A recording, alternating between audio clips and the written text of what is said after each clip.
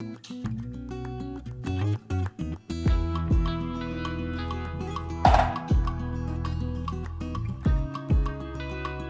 Cut பண்ணிங்கன்னா போதும், உள்ளே அதோட சாறு உள்ளே இறங்கணும், அவ்வளோதான்.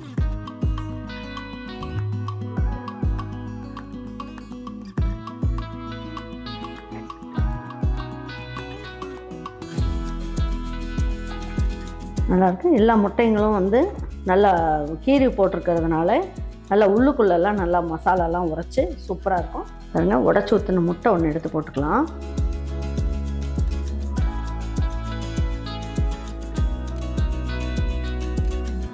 பாருங்க, இந்த முட்டையோட இந்த சாதம் பிணைஞ்சி இந்த குழம்போடு வச்சு சாப்பிடுங்க, ரொம்ப நல்லாயிருக்கும். இது இட்லி தோசைக்கும் நல்லாயிருக்கும், சாதம் சப்பாத்தி இதுக்கெல்லாமே ரொம்ப நல்லாயிருக்கும். இது முட்டை குழம்பு மாதிரியே தெரியல, இது ஒரு மட்டன் சிக்கன் குழம்பு மாதிரியே டேஸ்ட் வந்து வேறு லெவலில் இருக்குது. கண்டிப்பாக நீங்கள் ட்ரை பண்ணி பாருங்கள்.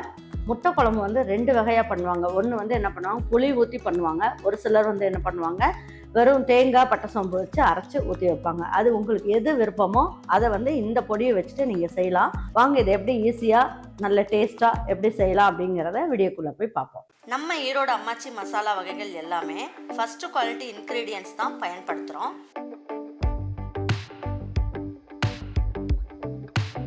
வாங்குகிற பொருட்கள் எல்லாமே முறையாக ஜலிச்சு பொன் வறுவலாக வறுத்து சரியான பதத்தில் அரைக்கிறோம். அரைச்ச மசாலாவை நல்லா ஆற வச்சு மறுபடியும் ஜலிச்சு சரியான அளவில் பேக் பண்ணி உங்கள் வீட்டுக்கே சேஃப் அண்ட் செக்யூர்டாக டெலிவரி பண்ணுறோம். நம்ம மசாலா வகைகள் மற்றும் சத்து மாவு, ரெடிமேட் இட்லி மாவு, இடியாப்ப மாவு எல்லாமே நீங்கள் வாட்ஸ்அப் மற்றும் வெப்சைட்டில் ஆர்டர் பண்ணி வாங்கலாம். இதில் ரொம்ப முக்கியமான விஷயம், இது full and full pure homemade masala. நம்ம எல்லாருக்குமே ஆரோக்கியம் தானேங்க முக்கியம். பாருங்கள், இப்போ வந்து இதுக்கு நல்லெண்ணெய் கடலெண்ணெய் எது வேணாலும் சேர்த்துக்கலாம், ரொம்ப நல்லாயிருக்கும் டேஸ்ட்டு. இதுக்கு ஒரு 3 டேபிள் ஸ்பூன் அளவுக்கு கடலெண்ணெய் ஊற்றியிருக்கேன். பாருங்கள், இந்த மசாலா, அதாவது இந்த முட்டை குழம்பு மசாலாவில் நான் எல்லாமே சேர்த்துருக்கேன். பட்டை, கிராம்பு எல்லாமே சேர்த்துருக்கேன். அதனால் சோம்பு எல்லாம் சேர்த்துருக்கேன். அதனால் இதில் வந்து நம்ம வேறு எதுவும் தாளிக்கிறதுக்கு போடணுன்னு அவசியம் இல்லை. வெறும் கடுகு உளுத்தம் பருப்பு மட்டும் போட்டு தாளித்தாலே போதும். இதோட லிங்க் வந்து நான் டிஸ்கிரிப்ஷன் பாக்ஸில் கொடுக்குறேன். வேணுன்றவங்க, இந்த பொடி வேணுன்றவங்க அதை பார்த்துட்டு அரைச்சிக்கலாம். அப்படி இல்லைன்னா அந்த பொடி வேணும்னா நம்மளுடைய வெப்சைட் வாட்ஸ்அப்பில் கிடைக்கிது, ஆர்டர் பண்ணி வாங்கிக்கோங்க. இப்போ வந்து நம்ம என்ன பண்ணலாம், எண்ணெய் நல்லா காஞ்சிருச்சு. ஒரு 1/4 ஸ்பூன் அளவுக்கு கடுகு சேர்த்துக்கலாம். இதுலேயே ஒரு 1/4 ஸ்பூன் அளவுக்கு உளுந்தம்பருப்பு, ஜீரகம் 2 பிஞ்ச் அளவுக்கு சேர்த்துக்குவோம். மிளகு ஒரு 10 மிளகு சேர்த்துக்கலாம். வேறு எதுவும் சேர்க்கணும்னு அவசியம் இல்லை, எல்லாமே இதில் சேர்த்துருக்கோம். நம்ம எல்லாமே நல்லா பொரியட்டும். பொரிஞ்சதுக்கப்புறம் இதில் வந்து 2 இனுக்கு அளவுக்கு கருவேப்பிலை சேர்த்துக்கலாம். இதில் ஒரு 10 பல்லு பூண்டு எடுத்திருக்கேன். இதை தட்டி போட்டு தாளித்தாலும் தாளிக்கலாம், அப்படி இல்லைன்னா முழுசாகவும் போட்டுக்கலாம். இப்போ வந்து இதில் 2 கைப்பிடி அளவுக்கு சின்ன வெங்காயம் சேர்த்துக்கலாம்.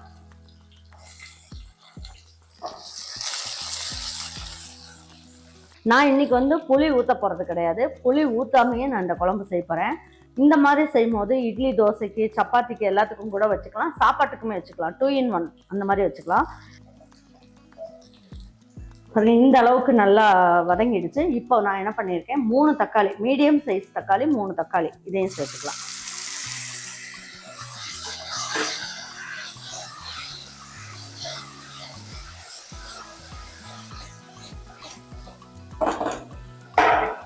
இப்போ பாருங்கள், இந்த குழம்புக்கு தேவையான அளவுக்கு உப்பையும் அதில் சேர்த்துடலாம்.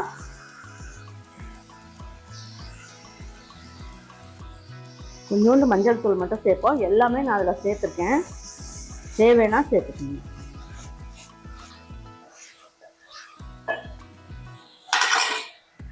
இதில் வந்து ஒரு 1/4 மூடி அளவுக்கு தேங்காவை எடுத்து போட்டுக்கலாம். பெரிய தேங்காய் இருந்தால் 1/4 மூடி போடுங்க, சின்ன தேங்காய் இருந்தால் 1/2 மூடி போட்டுக்கோங்க. பாருங்க, இந்த அளவுக்கு தான் போட்டிருக்கேன், மீதி நான் கொஞ்சம் எடுத்து வச்சிட்டேன். நான் இஞ்சி பூண்டு எல்லாமே இதில் சேர்த்துருக்கேன். இருந்தாலும் கொஞ்சமாக நம்ம இதில் சேர்க்கும் போது இன்னும் கொஞ்சம் ஃப்ளேவர் நல்லாயிருக்கும். அதுக்காக நான் கொஞ்சமாக பாருங்கள், கொஞ்சம் தான் சேர்க்குறேன்.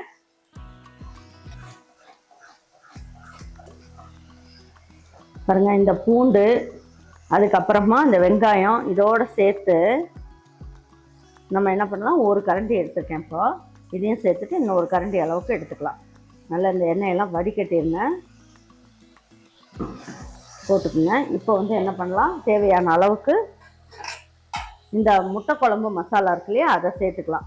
அம்மா குழம்பு மிளகாய் தூளுக்கு இதுக்கு என்னம்மா வித்தியாசம்னா, குழம்பு மிளகாய் தூள் நம்ம பட்டை கிராம்பு இந்த மாதிரி ஐட்டம்லாம் சேர்க்க மாட்டோம்.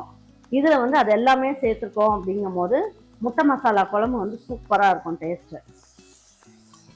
இதில் தொக்கும் பண்ணலாம், உடச்சி ஊற்றியும் பண்ணலாம், புளி ஊற்றியும் பண்ணலாம், புளி ஊற்றாமையும் பண்ணலாம். இந்த பொடியை வச்சுட்டு இந்த ஸ்பூனில் 2 ஸ்பூன் அளவுக்கு சேர்க்குறேன். நம்ம குழம்போட அளவை பொறுத்து நீங்கள் வந்து கூட குறைக்க பார்த்துக்குங்க. நம்ம தேங்காயெல்லாம் ஊற்றுறதுனால இந்த அளவுக்கு சேர்த்துக்குங்க, நல்லாயிருக்கும். சும்மா எண்ணெயில் ஒரு வதக்கிட்டு தண்ணி ஊற்றிக்கலாம். பாருங்கள், உங்களுடைய காரத்தை பொறுத்து இந்த மிளகாய் தூளோட அளவு வந்து கூடவோ குறைக்கவோ பார்த்துக்குங்க. பாருங்கள், இந்த அளவுக்கு கலந்து விட்டாச்சு. இப்போ இது கொதிக்கிட்டோம். கொதிக்கிறதுக்குள்ளே நம்ம வந்து தேங்காயெல்லாம் அரைச்சிட்டு வந்துடலாம்.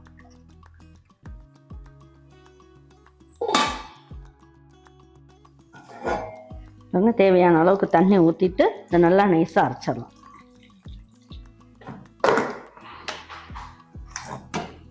பாருங்க, இப்போ எடுத்து பார்க்கலாம்.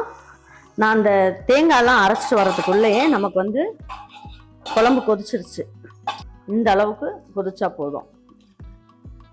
பாருங்க, இதுவே பார்த்தீங்கன்னா நமக்கு தேங்காய் கூட அரைச்சி ஊற்ற வேண்டாம். இதுவே பார்த்தீங்கன்னா உங்களுக்கு குழம்பு ரெடி ஆயிடுச்சு நல்லாவே.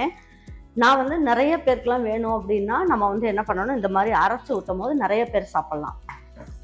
டேஸ்ட்டும் நல்லாயிருக்கும். அதுக்காக இல்லைன்னா இப்படியே கூட சாப்பிட்டுக்கலாம் நீங்கள்.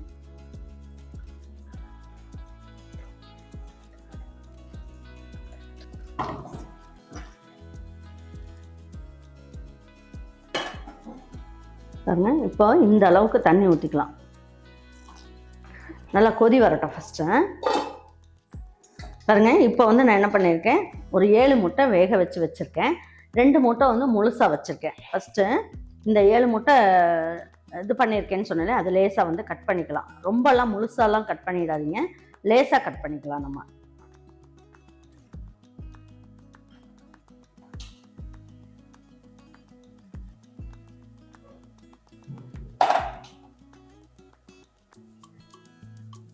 லேசாக கட் பண்ணிங்கன்னா போதும். உள்ளே அதோட சாறு உள்ளே இறங்கணும், அவ்வளோதான். பாருங்கள், இப்போ என்ன பண்ணுவோம், நம்ம ஓப்பன் பண்ணி பார்ப்போம். நல்லா கொதிச்சுக்கிட்டு இருக்கு குழம்பு. இப்போ மீடியம் ஃப்ளேமில் வச்சுட்டு இந்த முட்டையை வந்து உடச்சி இதில் ஊற்றிடலாம். அப்புறமா இந்த முட்டையை போட்டுக்கலாம். குழிக்கரண்டியில் உடச்சி ஊற்றிக்குவோம். அப்போ தான் வந்து அது என்ன ஆகும், அப்படியே முட்டை வந்து நல்லாயிருக்கும்.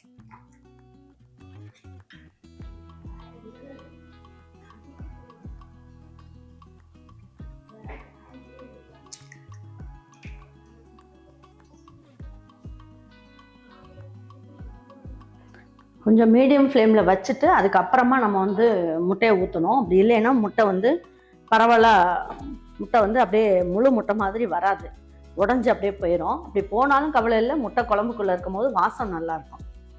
ஒரு 2 நிமிஷம் மட்டும் அப்படியே இருக்கட்டும். அதுக்கப்புறம் இந்த முட்டையெல்லாம் எடுத்து அதில் போட்டுடலாம். பாருங்கள், இப்போ முட்டையை உடச்சி 2 நிமிஷம் ஆயிடுச்சு. உடச்சி ஊற்றி 2 நிமிஷம் ஆயிடுச்சு. இப்போ எடுத்து பார்க்கலாம். நல்லா குழம்பு வந்து நல்லா கொதிச்சிட்ருக்கு. பாருங்கள், இந்த நேரத்தில் நம்ம என்ன பண்ணலாம், கரண்டி வச்செல்லாம் கலக்காதீங்க, இந்த முட்டைங்களை அப்படியே போட்டுருங்க.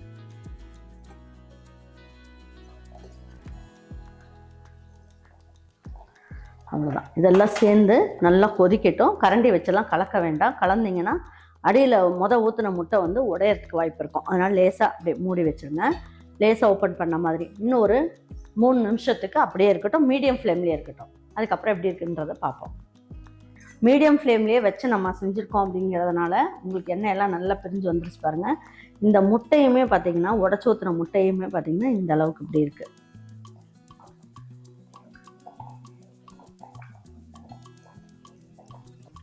நல்லாயிருக்கு. எல்லா முட்டைங்களும் வந்து நல்லா கீறி போட்டிருக்கிறதுனால நல்லா உள்ளுக்குள்ளெல்லாம் நல்லா மசாலாலாம் உரைச்சி சூப்பராக இருக்கும். எண்ணெயெல்லாம் இந்த மாதிரி ஆடை மாதிரி படிஞ்சு வரணும். படிஞ்சு வந்ததுனா தான் குழம்போட மசாலா இருக்கு இல்லையா, அதோட வாசம் வந்து போயிட்டு குழம்பு வந்து நல்ல டேஸ்ட் கிடைக்கும்.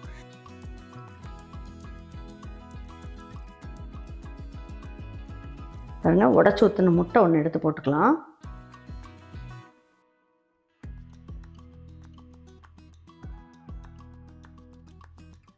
ரொம்ப நல்லா சூப்பராக அருமையாக இருக்குது. கண்டிப்பாக நீங்களும் இந்த முட்டை குழம்பு மசாலாவை உங்கள் வீட்டில் நான் சொன்ன மெத்தட்லேயே நீங்கள் செஞ்சு பாருங்கள். லிங்க் வந்து நான் உங்களுக்கு டிஸ்கிரிப்ஷன் பாக்ஸில் கொடுக்குறேன்.